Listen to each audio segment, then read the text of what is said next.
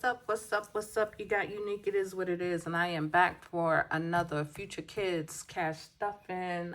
Bam, bam, bam, bam. Hey, hey, hey. Okay. I literally switched them from savings to needs first. So it's still the same amount.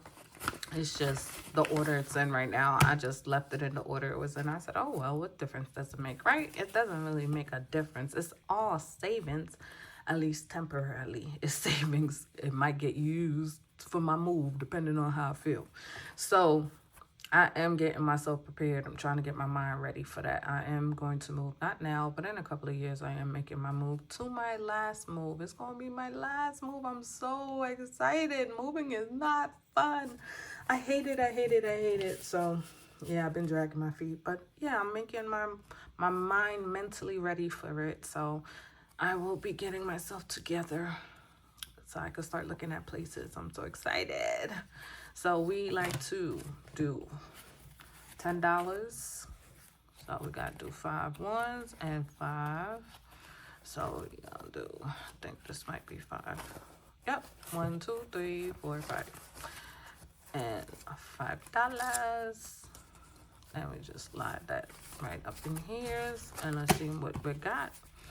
We got 100, 200, 300, 400.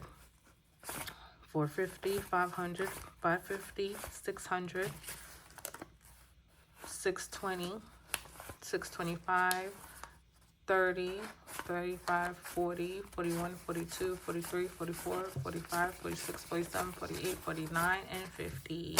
So we have 450. I don't think I need to consolidate just yet. I'll consolidate next week.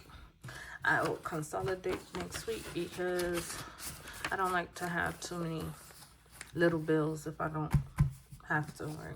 And this one is pretty consolidated, and it is the same thing, but it is going to be 2 5s for $10. I am adding to this.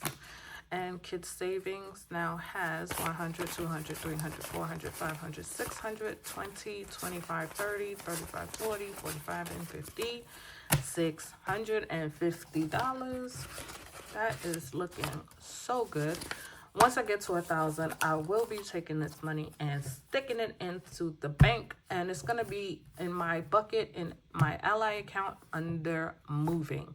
So I'm gonna put it under that, but once I move, after whatever money is left over, then I will change that bucket to kids. So I'm doing it now just because I wanted to, start my journey on getting ready to have some children in my life. I'm so excited because I know I'm going to be a great foster mom and eventually an adopted parent. So that is my goal. So I am excited to start my journey now with getting things together. So right now, this money is going into the bank for my moving costs. But like I said, it depends on how I feel. By the time I'm ready to move, this money might actually stay as kids' money. It just all depends. So, that far in the future, it's like, you're talking about a couple of years. A lot of things could change. I can win the lottery. Ha ha! Wouldn't that be wonderful? Don't y'all say that? I can win the lottery. Would be wonderful, wouldn't it? But, the funny thing is, if I won the lottery, I still would be cash stuffing, and you guys would never know, honestly. I'm not even gonna lie, because my life right now, I travel a lot now anyway, so who would know that I won the lottery when you think about it, right? Sometimes when a person lives a certain type of lifestyle, I realize certain things you wouldn't know unless they literally told you. You wouldn't know. You ever read the book Millionaire Next Door? Yeah. Sometimes people don't realize things unless you sit there and really look into it. So we're adding $5. And nowhere near am I a millionaire, which I'm not even a thousandaire, y'all. Like, I technically would be if you count the asset of my house, but I'm not a thousandaire. And I would love to be able to say, at least I made it to a thousandaire. Somebody sat there and said, oh, don't you want to be a millionaire? And I said to myself, that sounds good, but why would I want to be a millionaire? Honestly, really think about it. If you become a millionaire, do you know how much taxes you got to pay as a millionaire? So if you really think about it, why do you want to be a millionaire? Most people want to be a millionaire, not to actually be a millionaire, but they just want to be able to spend money. and be comfortable with their bills.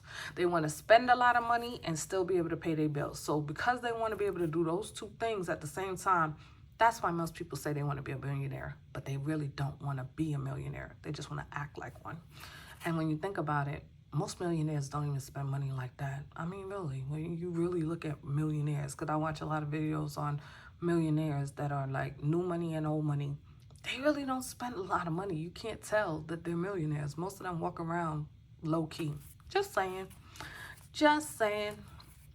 So we have 100, 200, 20, 40, 60, 80, 300, 5, 10, 15, 16, 17, 18, 19, 20, 21, 22, 23, 24, and 25. 325 buckaroonies. That's what we have in kids' wants. And it took a while to get to this. I mean, this money shot up a lot faster because more money. So the way I see it, if you're dealing with a if you're giving this to like a 9, 10-year-old, $25 a week, I think that's a perfect amount. $25 a week.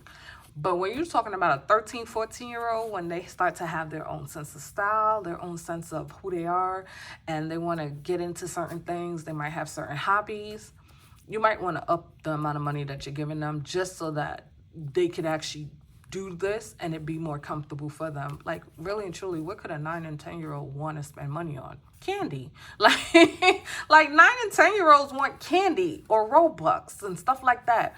So it's not a lot of money they would need for discretionary money, and wants is considered discretionary money. Of course, savings is savings and needs are needs. And for a child, they don't have any needs, but you teach them that they save for their needs so that way they understand that what's the difference between a need and a want. Technically, clothes could be a need if you need to replace something, like you ran out of, socks that are white. And maybe all your socks had holes in it now. Now you need some new set of socks. That might be your need. But if you just want to buy a nice shirt for your birthday, that's a want. You know what I'm saying? So trying to teach a kid the understanding of difference between needs and wants, that's the whole purpose of me doing this, is just so that for any parent that is just wondering, how they would explain it, I think this is a good way to explain it to them, just so that you could break down. Like, I would even take it further and I would write down needs on here, like what actual needs are. A need to, maybe you might need to put money on a class trip, like you want to go and it's a like a really mandatory thing, like maybe something like more towards 12th grade. So it would be like your prom. It'd be your yearbook. You want to put money towards your graduation tickets. Whatever you got to pay for, senior dues. That would be a need. I would say that would be a need, and a senior would want to put money aside to be able to do those things. So that money would be coming out of this, as opposed to a want, where want would be if you wanted to get a limo and you wanted to get, a certain kind of, outfit, accessory. Those are things that would be under the want. So I would write it like, need, things that you actually need, necessities in life. You need to buy, if you need to replace something, like most kids, they always break chargers and things like that. You would need your charger to charge your phone. That is a need. So it's like, I would just write things down just so that they understand. But they could always come to me and ask, like, Unique, what is this a need? Hey, let's figure that out. Is that a need or a want? And then we write it down on the envelope so that they understand. So they're looking and they understand savings is for specific things. It's not anything like you wouldn't save, just to buy candy. You would save your money and say, okay, this is going to be, 10% is going to go towards something that I really, really want for my birthday. And then maybe 20%, we're going to try to put that into stocks for them. And then 10%, the last 10%, because your member's 40, we got to make sure we're doing our math.